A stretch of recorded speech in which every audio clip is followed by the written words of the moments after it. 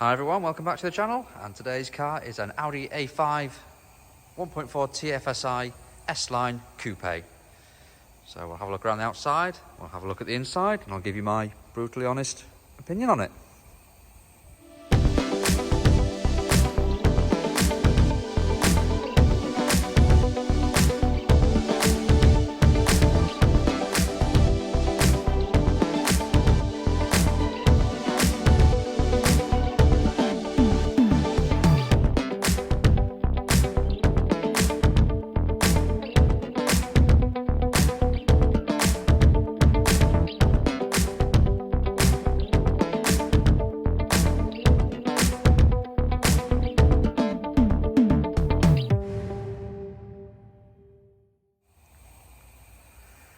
Right, so the first Audi we've featured on the channel then. So I'm going to say it straight away, I quite like it, which is not something that you'd hear me say because I'm a big fan of BMWs, as you know.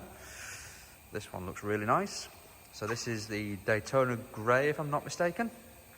And this one's also got the tech pack on there. So I believe the main feature of the tech pack is the virtual cockpit and the upgraded sound system, wireless phone charger, a few of the bits and pieces which I'll go through. But yeah, I really like the looks of it. The grille I don't find too offensive, so a lot of people thought these grills were too big on Audis. I think this one's just right.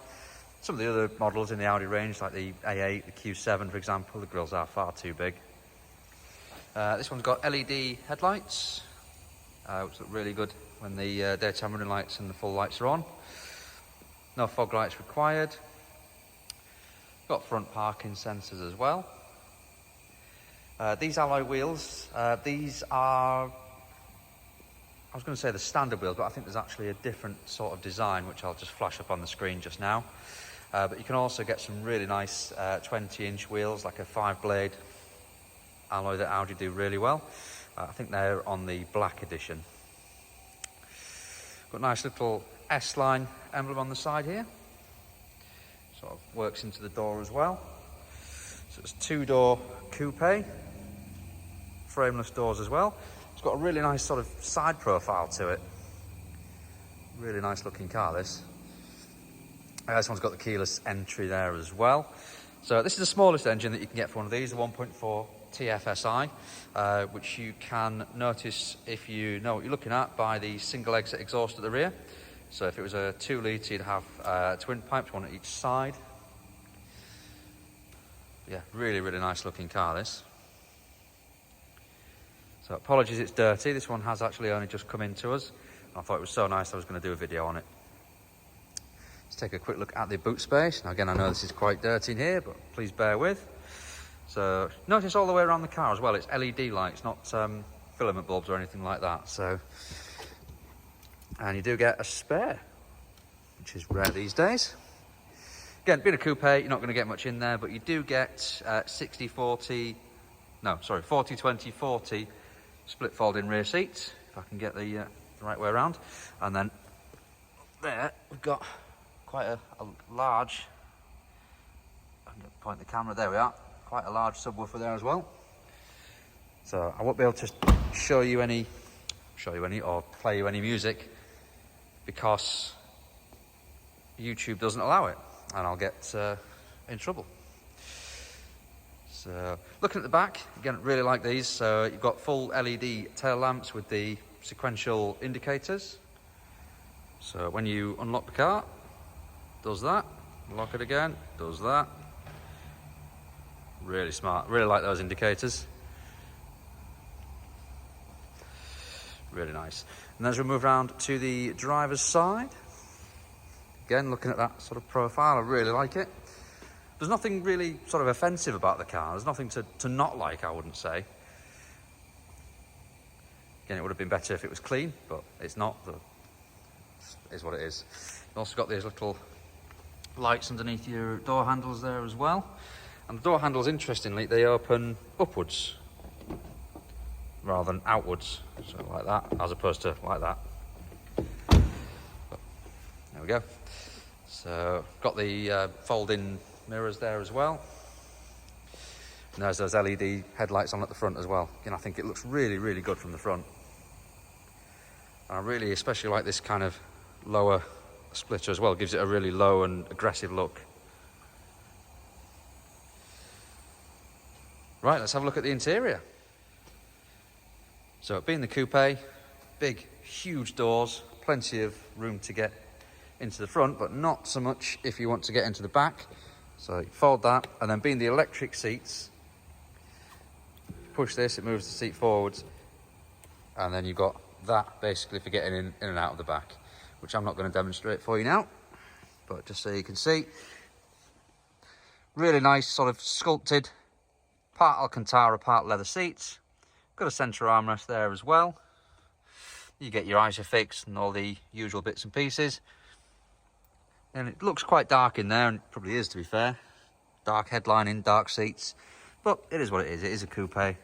This one's also got the rear climate control, which I'll show you when the engine's running. Again, you can bring your seat back like that. And then we've got electric seats with lumbar support, but no memory on this particular one. Unless I'm very much mistaken, I can't see it. No memory on there.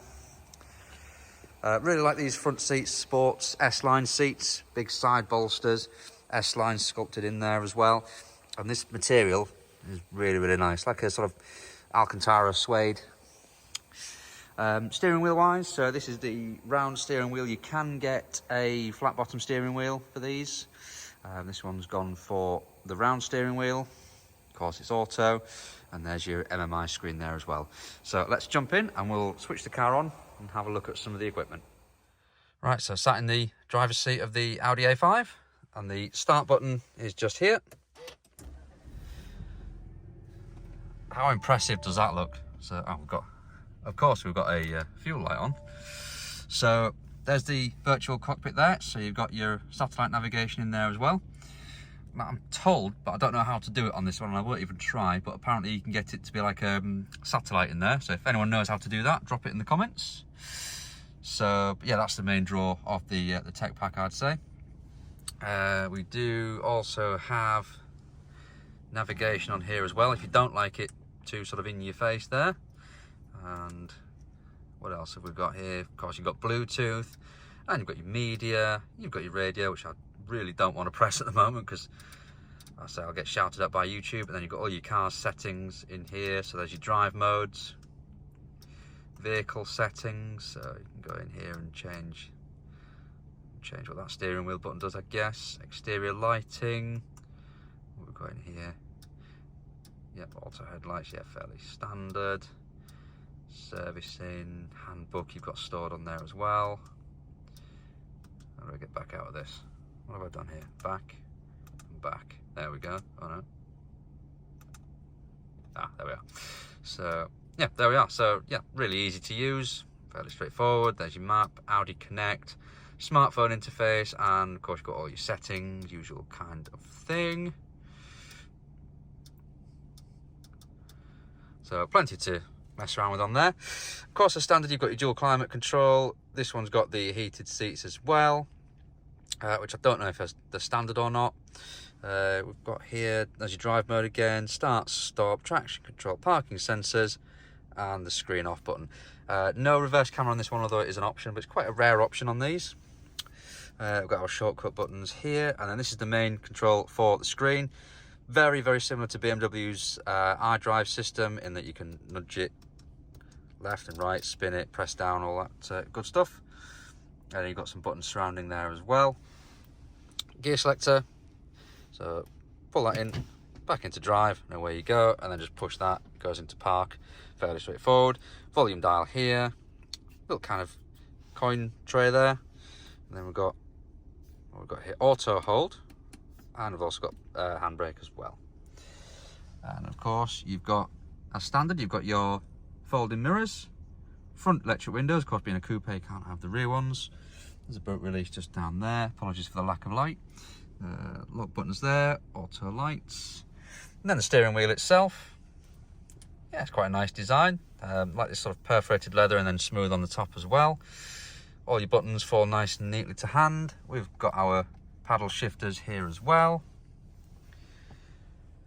Also, I really like the lit up cup holders as well. That's really smart. Yeah, I really like the interior of this one. It's a really nice place to be. The seats are incredibly comfortable. They don't have the system like on a BMW where you can inflate these side bolsters, but you can't have everything. Plenty of storage space. Oh, there's the phone charger just there as well. USB and auxiliary. So yeah, really, really nice. So, right, I suppose we better crack on and give this one a final score. So for exterior design then, it's a really nice looking car. Nothing too offensive on it. I really like the sort of shape of the bonnet there, the sculpting on the bonnet. Really like the alloy wheels. Like the S-line badge on the side. And the back is finished quite nicely. Yeah, I think we can have a safe 8 out of 10 score there. Moving on to the interior design then. So as I've said, really like the interior, like the seats, like the materials, really well put together, which I'll come to in just a second on the build quality. Also really like these illuminated Audi S-line door strips here as well. Got your aluminium pedals there as well, and a nice smart steering wheel. And of course, we've also got the digital cockpit there as well. So for interior design, we're going for 8 out of 10 again. When it comes to build quality, you can't really beat the Germans, and also Audi seem to have it absolutely spot on. Really, really nice materials here. Nice soft plastics, no scratchy, horrible, cheap feeling materials anywhere on this car. Again, the leather on the steering wheel, really nice. Leather on the seats, really nice. Not any of this horrible man-made, horrible grainy stuff. Really nice gear lever there as well. Everything that's at a touch point just feels really, really nice and well built. Feels like the car will last a long time. So for build quality, we're going for 9 out of 10. So for equipment levels, well, I've got to take this one as I see it, and this one's equipped with the tech pack, so you can't really argue that it doesn't have enough to keep you occupied. There we go, there's the nav coming on. So you've got a really, really nice digital cockpit here as well. I don't think you'd ever get bored of that. Really nice infotainment screen with plenty on there. So you've got your smartphone integration, your Bluetooth, your DAB radio. We've got heated seats, and that funny noise you heard then was the seat belts. It hands you the seat belt if and when you need it to. Just close the door. There it goes. It pushes the seat belt out to you. We've got our cruise control, which is hidden just here, although you maybe can't see it because of the light. But yeah, I'm going to give the equipment level on this car, just because it doesn't have a reversing camera, I'm going to give it 7 out of 10. If it had the reversing camera, it would have scored much higher, because I think we'd have a full house of all the necessities there. You can't have everything, so yep, 7 out of 10.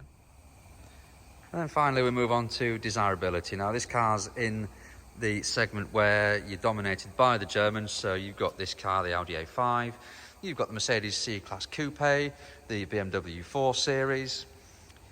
You could argue Lexus are in there as well. So they've got a coupe out, I forget the name, I think it's the RC. But where does this sit among those? Well, I think given that this has got the tech pack, and it's in a really nice colour, I think it's quite high desirability.